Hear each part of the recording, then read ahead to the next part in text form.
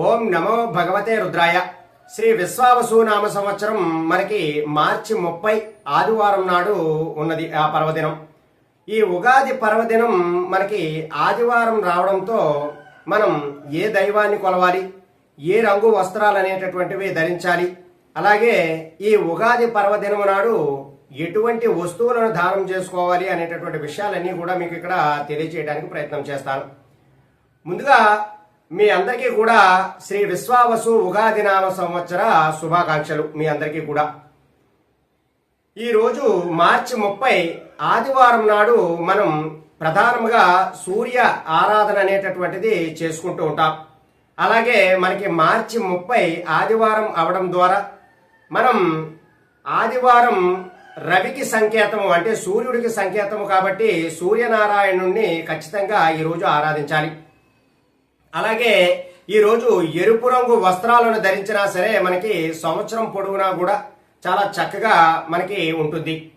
అలాగే ఈరోజు ఆదివారం నాడు గోధుమ రంగు వస్త్రాలను కానీ లేదా బంగారపు రంగులో ఉన్నటువంటి వస్త్రాలు కానీ ధరించిన శుభ ఫలితాలు అనేటటువంటివి మనకి ఉంటాయి.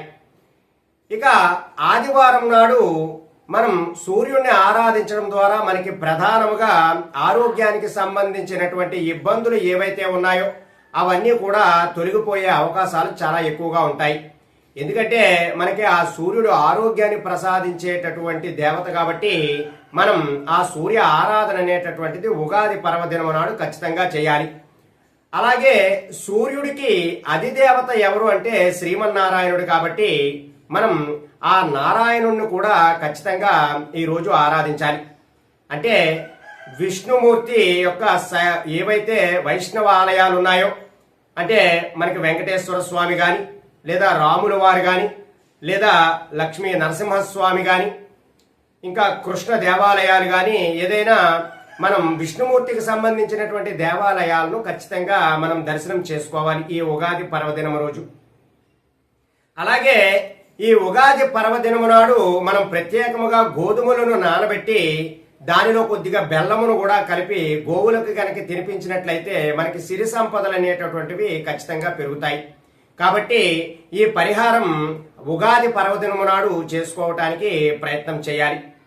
అలాగే ఇంకా గోధుమలను దానముగా ఇచ్చినా సరే మంచి ఫలితాలు అనేటటువంటివి ఉంటాయి.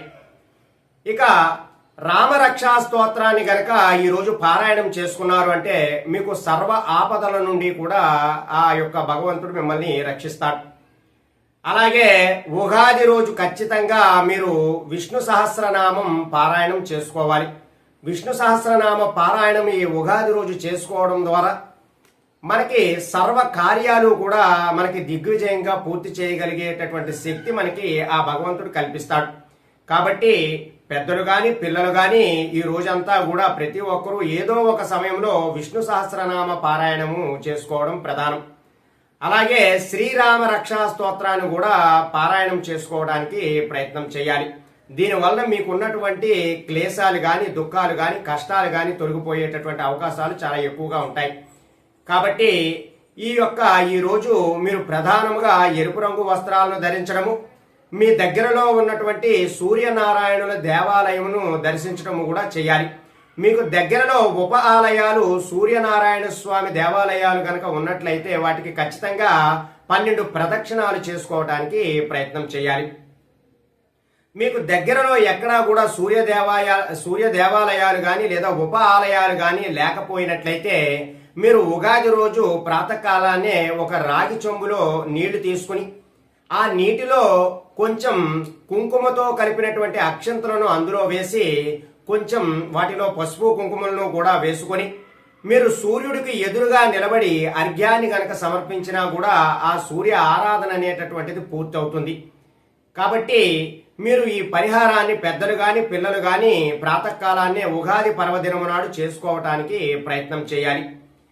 అలాగే శ్రీ విశ్వావసు నామ సంవత్సరంలో ఏ దానాలు ఇచ్చుకోవడం వలన మీకు ఎటువంటి ఫలితాలు అనేటటువంటివి ఉంటాయనేటటువంటివి కూడా మీకు తెలియజేస్తున్నాను. మీరు ఉగాది పర్వదినం నాడు ప్రాతకాలాన్ని నిద్రలేచి చక్కగా తలకి నువ్వుల నూనెను పెట్టుకుని ఆ తదుపరి మీరు అభ్యంగన స్థానం అంటే శిరస్సు నుండి మొత్తం తల మొత్తం అంతా కూడా తలస్నానం అంతా కూడా చేసి చక్కగా నూతన వస్త్రాలు ఉన్నట్లయితే వాటిని కూడా ధరించి మీ ఇంటిల్లిపాది కూడా ముందుగా ఒక చిన్నటి కర్రను ఏర్పాటు చేసుకుని ఆ కర్రని పూజించాలి. ఆ కర్రని మీరు బ్రహ్మదేవుడిగా పూజించాలి. ఎందుకంటే ఉగాది పర్వదినము నాడు బ్రహ్మదేవుణ్ణి ఎవరైతే ఆరాధిస్తారో వారికి ఉన్నటువంటి సకల కోరికలు కూడా నెరవేరుతాయని మనకి శాస్త్రాలలో తెలియజేస్తున్నారు. కాబట్టి ఉగాది రోజు బ్రహ్మదేవుడిగా ఆ యొక్క బ్రహ్మధ్వజం ఆ కర్రని మీరు బ్రహ్మధ్వజముగా భావించి ఆ కర్రకి మీరు పసుపు కుంకుమతో పూజ చేసి అలాగే ఒక చిన్నపాటి నూతన వస్త్రాన్ని ఒక పంచని కూడా కట్టి ఇంటి యజమాని ఎవరైతే ఉంటారో ఆయన గనక ఈ బ్రహ్మధ్వజానికి గనక పూజ చేసుకున్నట్లయితే వా ఇంటిల్లిపాది కూడా సుఖ సంతోషాలతో జీవిస్తారు. ఎందుకంటే బ్రహ్మదేవుడికి ఎక్కడా కూడా ఆలయాలు అనేటటువంటివి అతి ఎక్కువగా లేవు. అందువల్ల బ్రహ్మదేవుణ్ణి మనం ఈ బ్రహ్మదండి ద్వారా మనం ఒక చిన్నపాటి కర్రను పెట్టుకుని దాన్నే బ్రహ్మధ్వజముగా పూజ చేసుకుంటూ ఉండాలి. అలాగే ఈ రోజు మీరు ప్రధానముగా చేయవలసినటువంటి దానాలు ఏమిటి అంటే పాదుకలు దానం, అంటే ఎవరికైనా జోళ్లను దానంగా ఇవ్వచ్చు. అలాగే విసనకర్ర దానం, విసనకర్రను కూడా మీరు దానంగా ఇవ్వవచ్చు. అలాగే మీరు ఇంకా మీకు శక్తి ఉన్నది అంటే గొడుగును కూడా దానంగా ఇవ్వవచ్చు. ఇవి దానం ఇవ్వడం వలన మీకు ఉన్నటువంటి ఇబ్బందులన్నీ కూడా తొలగిపోయి చక్కనైనటువంటి ఆరోగ్యం లభించేటటువంటి అవకాశాలు చాలా ఎక్కువగా ఉంటాయి. అలాగే ఎవరైతే ఆర్థిక సమస్యలతో ఎక్కువగా ఇబ్బంది పడుతూ ఉంటారో వారు ఖచ్చితంగా ఈ సమయంలో మామిడి పండుని మీ దగ్గరలో ఉన్నటువంటి బ్రాహ్మణులు ఎవరైనా ఉంటే వారికి ఈ యొక్క మామిడి పండుని గనక వారికి తాంబూల సమేతముగా దానముగా ఇచ్చినట్లయితే మీకున్నటువంటి ఆర్థిక సమస్యలన్నీ కూడా తొలగిపోయే అవకాశం చాలా ఎక్కువగా ఉంటుంది. ఈ సంవత్సరం పొడుగునా కూడా మీరు కోరుకున్నటువంటి సమయానికి మీరు ఎంత కోరుకుంటున్నారో ఆ ధనము మీకు చేకూరేటటువంటి అవకాశం చాలా ఎక్కువగా ఉంటుంది. కాబట్టి మీరు మామిడి పండుని దానముగా ఇవ్వడానికి ప్రయత్నం చేయాలి. అలాగే ఇంకా మీకు శక్తి ఉన్నది అంటే ఉదక కుంభదానం ఇవ్వాలి. అంటే మీరు ఒక మట్టి కుండను తీసుకుని ఆ మట్టి కుండ నిండుగా నీళ్లు పోసి దానిలో పసుపు కుంకుమను కూడా వేసి ఒక కొబ్బరి బొండాన్ని తీసుకుని ఆ కొబ్బరి బొండానికి మీరు చక్కగా ఒక పసుపు తాడుని కట్టి కొబ్బరి బొండము అలాగే ఆ యొక్క మట్టి కుండ, ఆ మట్టి కుండకు చుట్టూ ఒక చిన్న పంచెని కూడా కట్టి దగ్గరలో ఉన్నటువంటి బ్రాహ్మణుడికి దానం ఇచ్చినా సరే దీన్ని ఉదక కుంభదానము అంటారు. ఇలా ఇచ్చినా సరే మంచి ఫలితాలు అనేటటువంటివి మీకుంటాయి. అలాగే మీరు ఈ మొత్తము కూడా ఇవ్వలేనటువంటి పక్షములో కనీసము ఒక చిన్న మట్టి కుండనైనా తీసుకుని దానిలో మీరు పసుపు కుంకుమ వేసి నీళ్లు నిండుగా వేసి దాని చుట్టూ చిన్న మామిడి తోరణాన్ని కట్టి దానిపైన ఒక చిన్న కొబ్బరి బొండాన్ని కూడా పెట్టి అలా అయినా సరే మీ దగ్గరలో ఉన్నటువంటి బ్రాహ్మణుడికి దానంగా ఇవ్వవచ్చు. ఇలా గనక మీరు దానముగా ఇచ్చుకున్నారు అంటే మీకున్నటువంటి ఆ ఇబ్బందులన్నీ కూడా తొలగిపోయేటటువంటి అవకాశాలు ఉంటాయి.